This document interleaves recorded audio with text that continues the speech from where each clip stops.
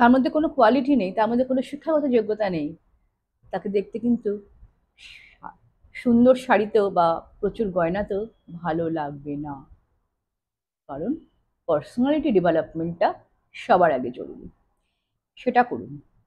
তাই ডিপ্রেশন ফ্রাস্ট্রেশনের মধ্যে নিজেকে আবদ্ধ রাখবেন না, নিজের মধ্যে পার্সোনালিটি গ্রো আপ করুন, গ্রুমিং করুন নিজেকে।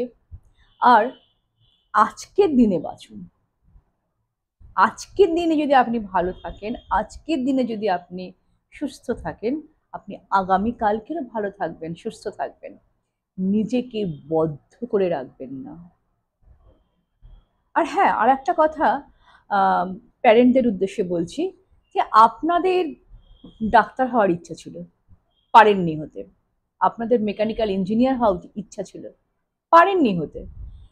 সেটা জোর করে ছেলে মেয়েদের উপরে কেন চাপিয়ে দিচ্ছেন?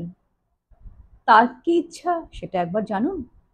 সে হয়তো কমার্স নিয়ে পড়তে চাইছে, বা সে হয়তো চার্টার অ্যাকাউন্টেন্ট হতে চাইছে, বা সে হয়তো চাইছে ফটোগ্রাফার হতে।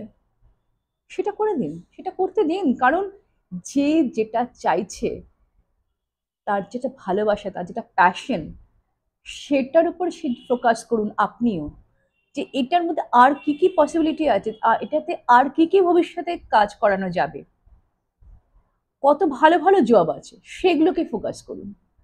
ডাক্তারি হতে হবে, ইঞ্জিনিয়ারিং হতে হবে, এই করতে গিয়ে বাচ্চাগুলো দিনের পর দিন ফ্রাস্ট্রেশন ডিপ্রেশনের মধ্যে ঢুকে যাচ্ছে, ঢুকে গিয়ে হঠকারী সিদ্ধান্ত নিচ্ছে। মানুষ বেঁচে থাকলেই তো সব। মানুষ চলে গেলে কি করে হবে? একদিন তো চলে যেতেই হবে, সেটা তো সত্য কথাই। যে মৃত্যু হচ্ছে চরমতম সত্য, সেই সত্যটাকে তো আমরা ঢেকে রাখি। কিন্তু একদিন না একদিন তো সবাইকে চলে যেতে হবে। তো তাহলে কেন, কেন এই জবরদস্তি করে বাচ্চাদেরকে আমরা ইঞ্জিনিয়ার করব, ডাক্তার করব, আইএস করব, আইপিএস করব? আরে বাবা, ওকে ভাবতে দিন, ও কি হতে চায় সেটার উপরে ফোকাস করুন। দেখুন যে সেই প্রফেশনটা কি কি আছে, কি কি ভালো দিক আছে, খারাপ দিক আছে, সেগুলো বিচার করুন। তাহলে বাচ্চাগুলো অকালে চলে যাবে না, সমাজে এত ডিপ্রেশন ফ্রাস্ট্রেশন গ্রাস করবে না। তাই তোমাদেরকে বলছি, নিজেদেরকে, ডিপ্রেশন আসবে, প্রবলেম আসবে, ফ্রাস্ট্রেশন আসবে, সব আসবে, কিন্তু নিজেকে ওভারকাম করতে হবে,